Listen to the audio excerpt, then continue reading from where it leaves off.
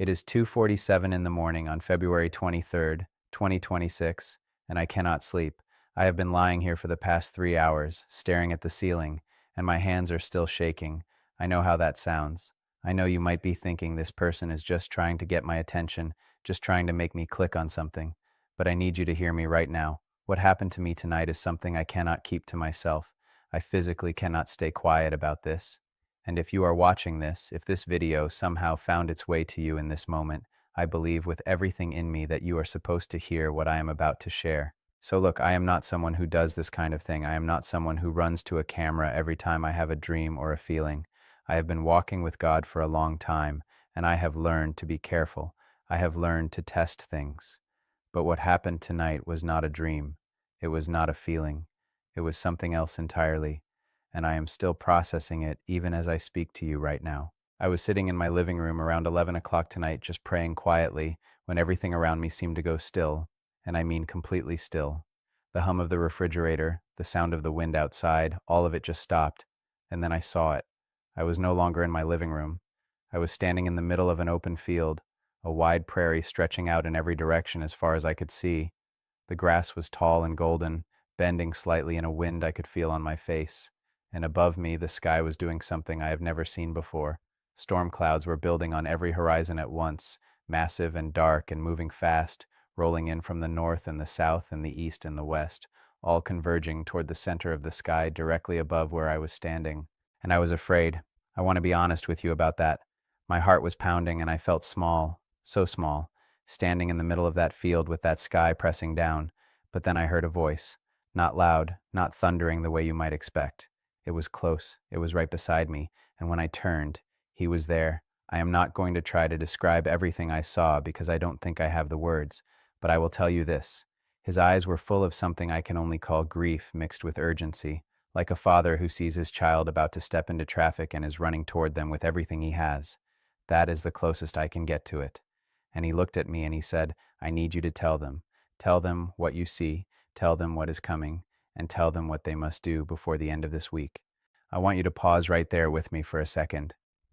Before the end of this week, that is what he said, not someday, not eventually, before the end of this week. And I felt the weight of that land on me like something physical. My knees actually buckled. I reached out and grabbed nothing because there was nothing to grab, just that tall prairie grass bending in the wind and those storm clouds getting closer. And he said, there are 5 things I want my people to understand, 5 things that are urgent right now. And the last one, the 5th one, is the one that will change everything for those who are willing to receive it. So that is what I am here to tell you, 5 things. And I am going to give you all 5 of them before this video ends. But I need you to stay with me, because the way he showed them to me matters. The order matters, and I don't want you to miss what he is saying to you personally through each one. The first thing he showed me, I want to call it the thing that is being ignored. He pointed out across that prairie field, and I saw people, hundreds of them, maybe thousands, scattered across the grassland, and they were all busy, moving, working, talking, looking at things in their hands, and the storm clouds above them were getting darker and closer, and not one of them was looking up. Not one. And he said to me, my people have forgotten how to be still.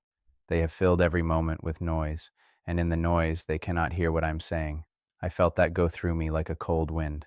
Because, I know that is true for me. I know there have been seasons where I have been so busy doing things for God that I stopped actually being with God. And he said, the first thing every believer must do before the end of this week is this: be still, not for 5 minutes, not as a checkbox, but truly, genuinely still. Sit down, put everything away, and listen. Just listen. And I watched in that vision as a small number of those people in the field stopped. They sat down right there in the tall grass. They put down what they were carrying. And as they did, something happened to the storm clouds above them specifically. The clouds did not disappear, but they shifted. They moved around those people, not through them. And I understood what I was seeing. The stillness was not an escape from the storm. It was a positioning.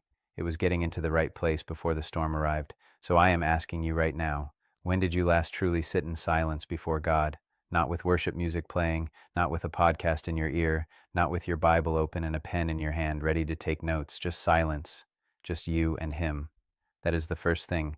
And he said it is urgent. He said it is urgent because what is coming requires that you can hear his voice clearly, and you cannot hear clearly when you are surrounded by noise. The second thing he showed me, I want to call it the thing that is being carried. He turned me to look in a different direction across that field, and I saw something that made my chest hurt. I saw people who were bent over, not sick, not injured, but bent under the weight of something they were carrying. And as I looked closer, I could see what it was. It was unforgiveness. I know that sounds simple. I know you might be thinking, okay, I have heard this before. But listen to me. Listen to what he said next, because this is not the version of this message you have heard before. He said, there are people watching this right now who have been carrying an offense for so long that they have forgotten they are carrying it. It has become part of how they see everything. It has become a lens, and they are making decisions, they are praying prayers, they are believing for things, and they do not understand why the breakthrough is not coming. And I am telling you, it is the weight, it is what they are carrying. And I started to cry at that point because I knew he was talking about me too. There was something I had been holding on to, something I had told myself I had forgiven but had not actually released. And he said, before the end of this week, lay it down.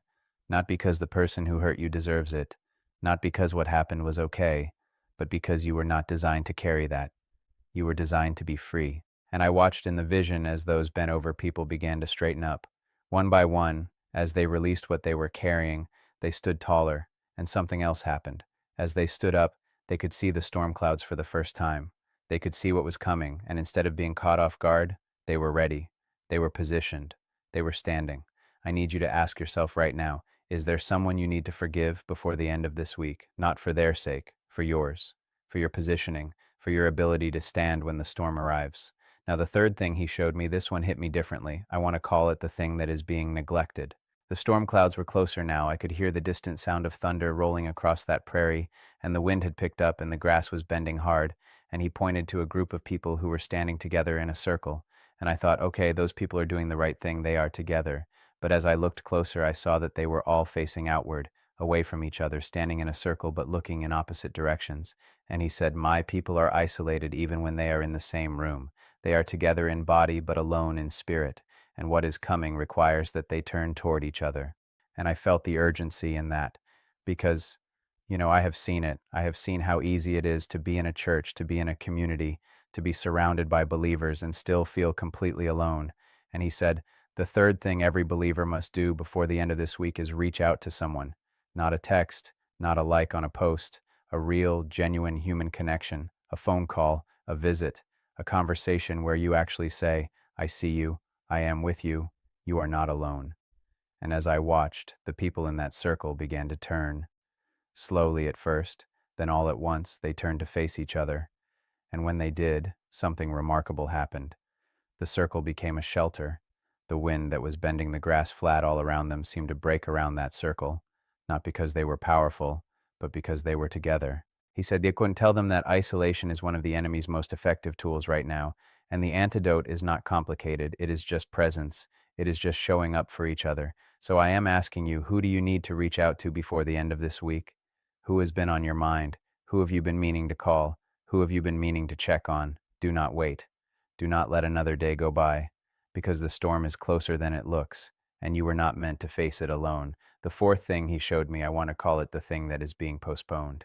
And this one I almost did not include, because it is the one that made me the most uncomfortable. He showed me people who were standing at a threshold, like a doorway in the middle of that open field, which sounds strange, I know, but in the vision it made complete sense. A doorway standing alone in the prairie grass, and on the other side of it was something bright, something I could not fully see but could feel, something that felt like purpose and calling and the thing they were made for. And these people were standing right at the edge of that doorway. Some of them had one foot over the threshold, but they were not going through. They were hesitating. And he said, there are people watching this right now who have been standing at the edge of their yes for months, some of them for years, and they keep waiting for the perfect moment, the perfect conditions, the perfect confirmation. And I am telling you, the door is open right now, but doors do not stay open forever. And I felt something shift in the atmosphere of that vision when he said that. The storm clouds moved closer, the thunder got louder, and he said, the fourth thing every believer must do before the end of this week is say yes to the thing they have been postponing, the conversation they have been avoiding, the step of obedience they have been delaying, the surrender they have been negotiating around. And I watched as some of those people stepped through the doorway, and the moment they did, the storm clouds above them changed. They did not disappear, but they became something different. They became the kind of clouds that carry rain, the kind that bring life, not destruction. And I understood. The storm looks different depending on which side of the threshold you are standing on. But then I watched the ones who did not step through, and the door slowly, quietly began to close. And the look on their faces, I cannot describe it. It was not dramatic. It was just a quiet, settling kind of grief. The grief of a moment that passed. I am not telling you this to frighten you.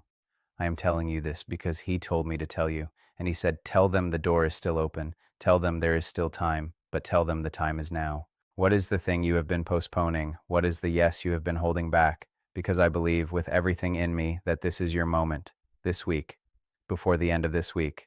Now the fifth thing, the last thing, the one he said would change everything. I want to take a breath here because I need you to really hear this. Everything I have shared with you so far, the stillness, the forgiveness, the connection, the yes, all of it has been building to this. And when he showed me the fifth thing, I sat down right there in that prairie grass and I wept. I am not exaggerating. I wept. He said, the fifth thing, the most urgent thing, the thing that will determine everything else is this. My people must return to prayer, not the kind of prayer that is a list of requests, not the kind of prayer that is a performance, but the kind of prayer that is a conversation, the kind of prayer where you come to me not just with your needs, but with your heart, the kind of prayer where you sit with me long enough to hear me respond. And then he said something that I have not been able to stop thinking about since. He said, I am not far, I have never been far, but my people have been treating prayer like a last resort instead of a first response. And what is coming will require that they know my voice. Not just know about me, know my voice. And the only way to know my voice is to spend time hearing it. And I looked out across that prairie, and the storm clouds were now directly overhead. The sky was dark, and the wind was strong, and the thunder was constant. And I saw two groups of people, the ones who had done the 5 things, who had been still, who had laid down their burdens, who had turned toward each other, who had stepped through the door, who had returned to real prayer, and the ones who had not. And the storm hit both groups. I want to be clear about that. The storm hit everyone, but the ones who had done the 5 things, they were standing. They were not untouched, they were not unaffected, but they were standing. And there was something around them, something I can only describe as a covering, a presence, a hand over them in the middle of the wind and the rain. And the ones who had not done the 5 things, they were not destroyed, but they were scattered, they were stumbling, they were caught off guard. And he said, this is why I am sending this message now, not after the storm, now, while there is still time to prepare, while the door is still open, while the week is still ahead of them. And then he looked at me, and I mean he looked at me, right into me, and he said, will you tell them? And I said yes. I said yes, even though I knew how it would sound. I said yes, even though I knew some people would scroll past this, and some people would roll their eyes, and some people would say this is just another one of those videos. I said yes, because I believe you are watching this for a reason. I believe you are one of the ones who is supposed to hear this. I believe this found you because you needed it to find you. So here is what I am asking you to do before the end of this week, before Sunday night. Before this week closes, I am asking you to do 5 things. Find a quiet place and be truly still before God, not for 5 minutes. Give him at least 30 minutes of real silence. Let him speak to you. Identify the person or the situation you have been carrying unforgiveness toward and release it. Say it out loud if you need to. Say, I choose to forgive. I lay this down. I release this. Reach out to someone who needs to know they are not alone. A real call, a real conversation. Show up for someone this week. Say yes to the thing you have been postponing. Take the step. Have the conversation. Make the call. Send the email. Do the thing. And return to prayer. Real prayer. Conversational, honest, unhurried prayer. Set aside time every day this week to just be with him. Not to ask for things, just to be with him. And then I want you to pray this with me right now, wherever you are. Say this out loud if you can. Father, I hear this message and I receive it. I choose stillness over noise. I choose to lay down what I have been carrying. I choose to turn toward my people. I choose to say yes to what you have been calling me to. And I choose to return to you in prayer, real prayer, the kind where I actually listen. I trust you with what is coming. I trust that you are with me in the storm. And I say yes to you today. In the name of Jesus, amen. It is now 4:21 in the morning on February 23rd, 2026. I have been talking to you for almost an hour and a half, and I am still shaking, but it is a different kind of shaking now. It is the kind that comes after obedience, after saying yes to something that scared you. If this message reached you, please do not keep it to yourself. Share it with someone who needs to hear it. Send it to the person who has been on your mind while you were watching. You know who it is. You already thought of them. That is not a coincidence. I will be back with more of what he showed me. There is more. There is so much more. But this, what I have shared with you today, this is what he said was urgent. This is what he said could not wait. And I believe you are going to look back on this week as the week everything changed. Do not let it pass without doing the 5 things. The storm is coming, but so is the covering, and you get to choose which side of that you are standing on.